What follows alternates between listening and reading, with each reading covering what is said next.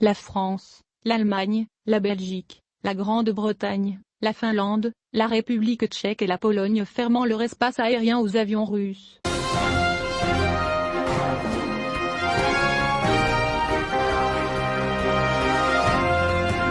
Le ministre français des Transports, Jean-Baptiste Djabari, a annoncé que son pays fermerait son espace aérien aux avions et compagnies aériennes russes à partir de dimanche soir. La France emboîte le pas à plusieurs pays européens qui ont pris des mesures similaires, en réponse à l'opération militaire russe en Ukraine. Air France a annoncé la suspension temporaire des services et vols au-dessus de la Russie, notant qu'elle n'opérerait pas de vols vers Moscou et Saint-Pétersbourg jusqu'à nouvel ordre en raison de la situation qui prévaut dans la région.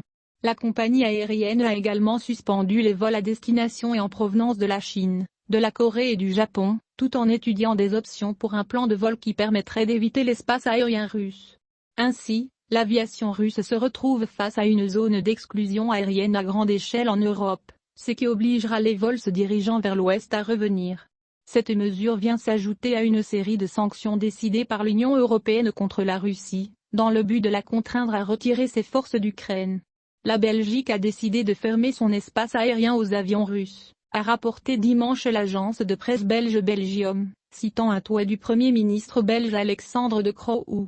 D'autre part, l'agence de presse a cité le ministre fédéral de la Mobilité, Georges Gilles Kenneth, comme confirmant l'existence d'une coordination européenne à cet égard.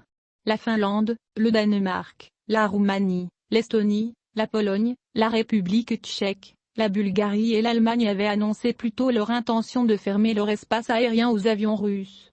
Ainsi, l'aviation russe se retrouve face à une zone d'exclusion aérienne à grande échelle en Europe, ce qui obligera les vols à destination de l'Ouest à revenir. Cette mesure vient s'ajouter à une série de sanctions décidées par l'Union européenne contre la Russie, dans le but de la contraindre à retirer ses forces d'Ukraine. Le ministre finlandais des Transports et des Communications, Timo Harakka, a annoncé que son pays fermerait son espace aérien à l'aviation russe, dans le contexte de l'opération militaire russe en Ukraine.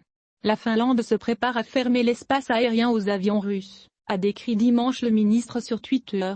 Ainsi, la Finlande devient le 11e pays à fermer son espace aérien à la Russie, après la Grande-Bretagne, la Bulgarie, la Lettonie, la Lituanie, la Pologne, la Roumanie, la Slovénie, la République tchèque, l'Estonie et l'Ukraine.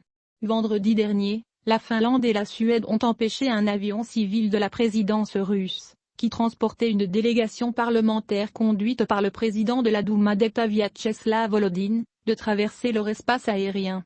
De son côté, la Russie a annoncé la fermeture de son espace aérien aux avions des pays qui ont imposé des mesures restrictives sur ses vols civils. Un porte-parole du ministère allemand des Transports a déclaré samedi que Berlin avait l'intention de fermer son espace aérien aux avions russes sur fond de crise entre la Russie et l'Ukraine. Le ministre des Transports Volker Wissing soutient la fermeture de l'espace aérien allemand aux avions russes, et a ordonné que les dispositions nécessaires soient prises, a déclaré le porte-parole. L'Allemagne rejoint la Pologne, la République tchèque, l'Estonie et la Bulgarie, qui ont fermé leur espace aérien aux avions russes. Moscou, à son tour, a commencé à empêcher les avions de ces pays de traverser son espace aérien.